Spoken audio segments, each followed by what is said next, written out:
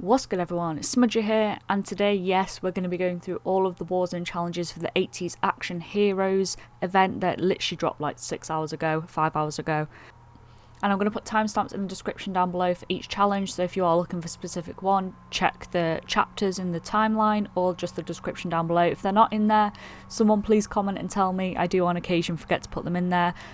If you are new here though, I do cover all of these events every time they roll around, including all the best weapon loadouts, how to unlock them the fastest, all the gold guides for all the new weapons that are coming out, and some deep dives into some of the more technical aspects of Call of Duty. So if that is something you're interested in, please consider hitting that subscribe button. We are well on our way towards that 5k mark that we're trying to hit by the end of the year, and it'd be much appreciated.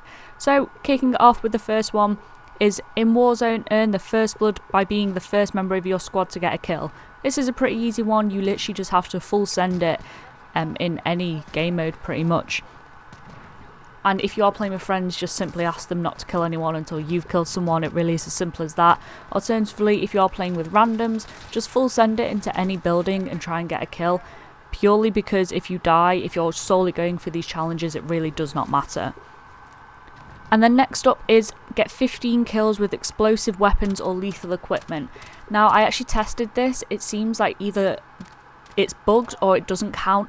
Using launchers does not count towards this challenge as of recording, so you need to use the Rytec explosive rounds, C4, Claymore, Semtex, anything like that. That will count. So do just bear that in mind. Obviously the best mode to do this in is in Plunder, where you get infinite respawns. In Warzone Power Grab, collect 50 dog tags. Now this is the new mode they brought in for this event.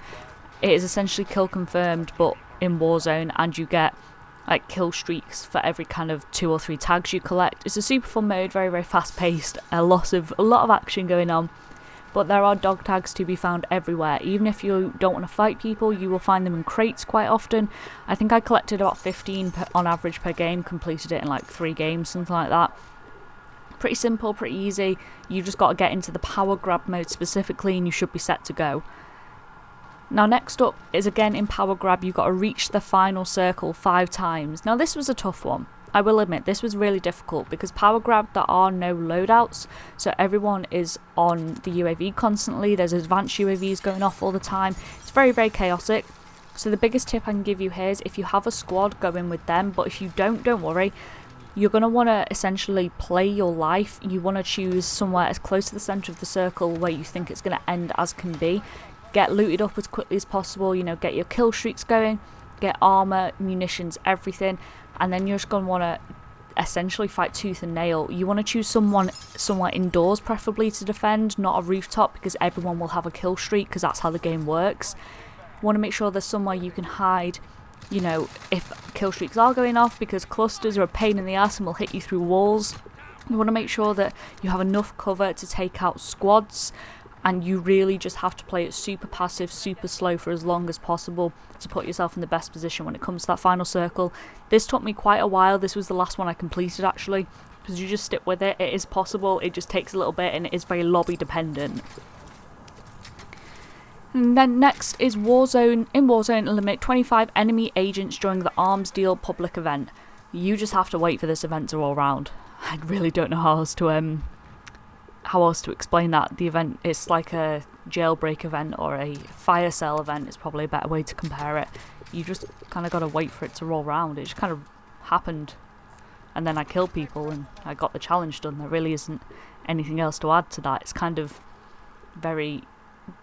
There's nothing you can give in terms of tips. When that event does roll around, just go hell. Just run it, people. Go full demon mode. In Warzone, survive a jump to the ground from the top of Nakatomi Tower. Now, I actually did some testing on this to discover what the actual top was. It is the very top on the helipad. I jumped off the side and it didn't work. Now, either it's glitched or it doesn't count.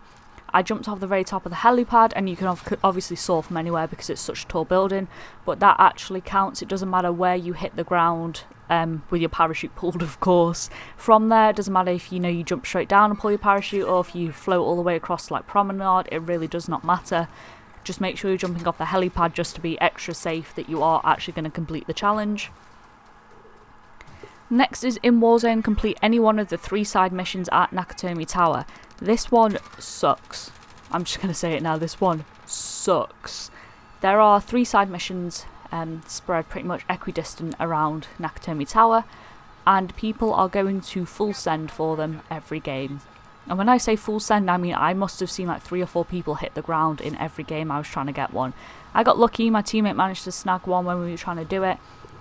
And after that it is just pretty much a simple scavenger. I did it in power grab just because you got respawns. It was a fun mode to play, it made sense to do it in there.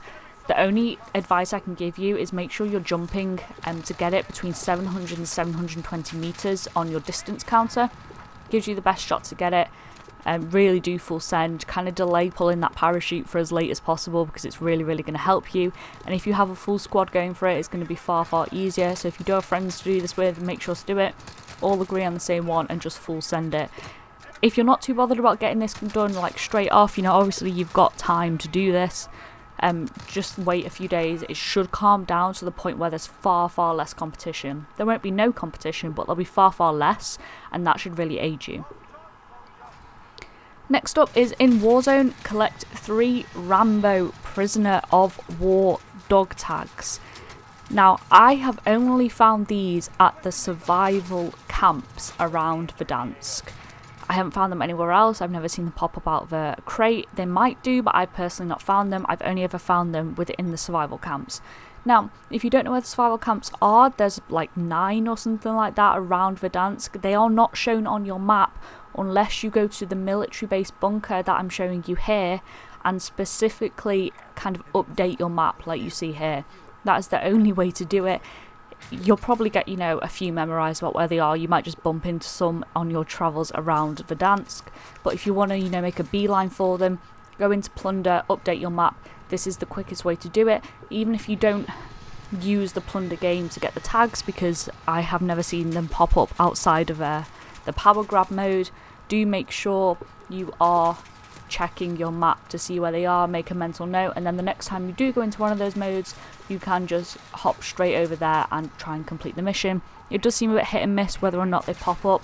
Some I wasn't finding any loots whatsoever, and some I found loads. It really does seem completely random, but do bear in mind that you need to know where the survival camps are in order to do this. And finally, in Warzone, get 3 kills with the combat bow kill streak.